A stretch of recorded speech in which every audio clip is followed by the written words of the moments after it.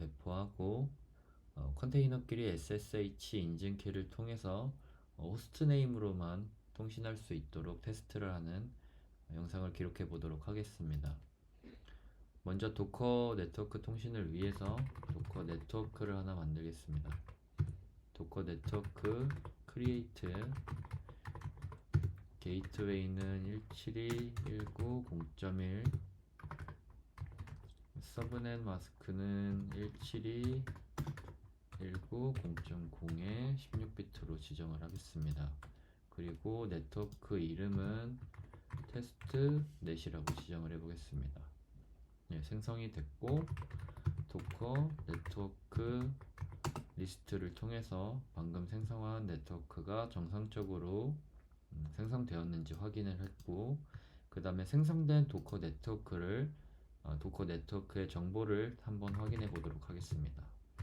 도커 인스펙트 테스트넷을 검색을 치면 지정했었던 서브넷 마스크와 게이트웨이의 네트워크 대역이 정상적으로 지정된 걸 확인할 수 있습니다.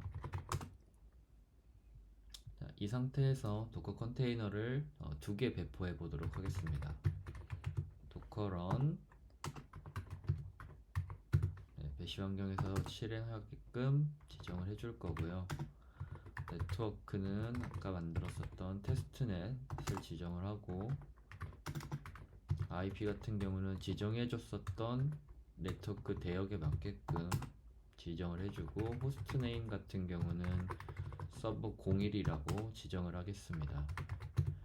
그리고 컨테이너 이름으로는 똑같이 서버 01이라고 지정을 한 후에 이미지는 우분투 최신 버전을 지정하도록 하고, 배시 환경을 통해서 접속할 수 있도록 생성하겠습니다.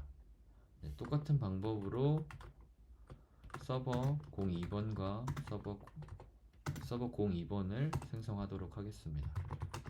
이렇게 도커 프로세스를 검색을 하면 서버 01과 서버 02가 정상적으로 배포된 걸 확인할 수 있습니다. 자, 한번 도커 컨테이너 안에 들어가서 호스트 네임이 정상적으로 지정이 됐는지 다시 한번 확인해 보겠습니다. 01번을 먼저 들어가 보면 etc 밑에 호스트 네임을 출력해서 호스트 네임이 서버 01로 정상적으로 지정된 걸 확인할 수 있습니다. 그리고 SSH 인증키를 통해서 서버 간, 컨테이너 간 연결 혹은 네트워크 통신이 가능하도록, 그리고 필요한 라이브러리들을 설치해주기 위해서 apt-get 업데이트를 한번 해주겠습니다. 시간이 조금 흐른 뒤에 업데이트가 완료되면 업그레이드까지 진행을 할 거고요. apt-get 업그레이드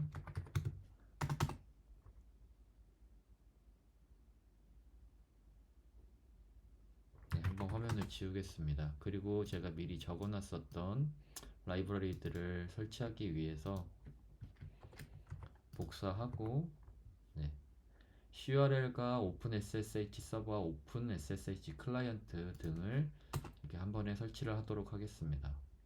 그리고 중간에 OpenSSH 서버를 설치하고 나면은 설치하는 도중에 타임존을 설정하는 구간이 있는데, 그 구간은 처음에는 대륙은 아시아로 지정할 거고 도시는 서울로 지정해서 로컬 타임과 똑같이 맞춰주도록 하겠습니다.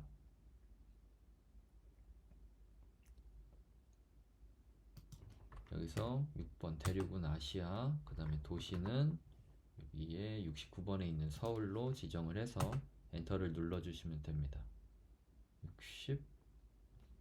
아직 안 됐었나 보네. 69번 타임존은 서울로 지정을 하도록 하겠습니다.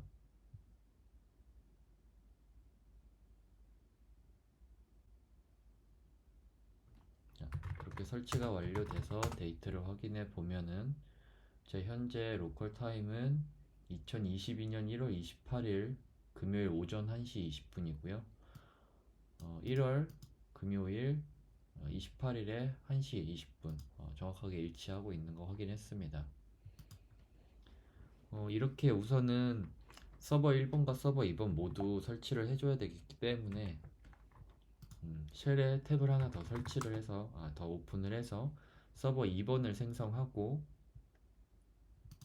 똑같이 작업을 반복해 주도록 하겠습니다.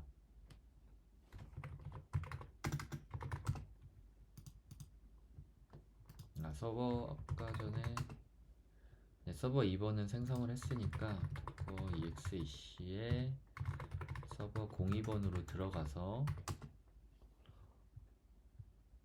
이 작업을 한 번 더 진행해 주도록 하겠습니다.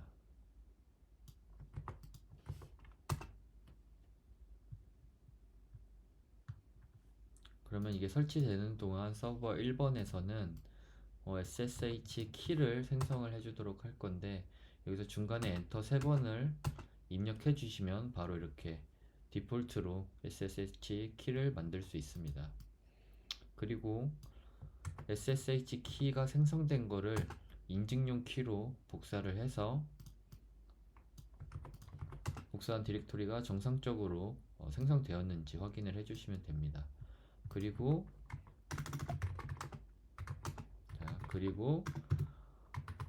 요 인증키를 한번 확인해 보면은 SSH RSA라고 해서 이렇게 키가 있고요.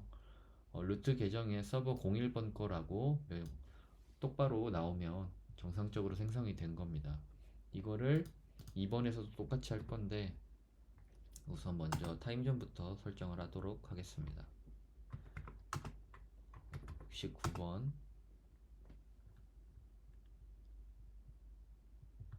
그러면 서버 1번과 서버 2번에 생성된 SSH 키를 각각 컨테이너에 등록을 해주면 해당 SSH로 무인증 통신이 가능하게끔 됩니다. 자, 여기도 똑같이 SSH 키를 생성을 해주고 그 다음에 외부 인증용 디렉토리로 복사를 해주고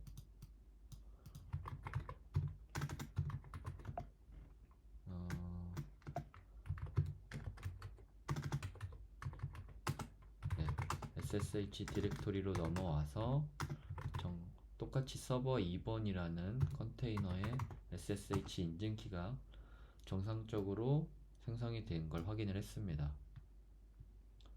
그 다음에 서버 1번으로 다시 돌아가서 다시 서버 01번의 SSH 디렉토리에서 아까 생성했었던 외부 인증용 SSH 키를 키 파일을 편집하도록 하겠습니다. 지금 있었던 게 서버 1번의 서버 01번의 기본 SSH 인증 키고 서버 1번 거 아래다가 서버 02번의 컨테이너에 있었던 SSH 인증 키를 이렇게 복사해서 복사해서 입력하면 됩니다. 그 다음에 저장을 눌러주고 똑같이 01번의 SSH 키를 복사를 해서 서버 2번의 컨테이너에 가서 이렇게 등록을 해주면 됩니다. 서버 02번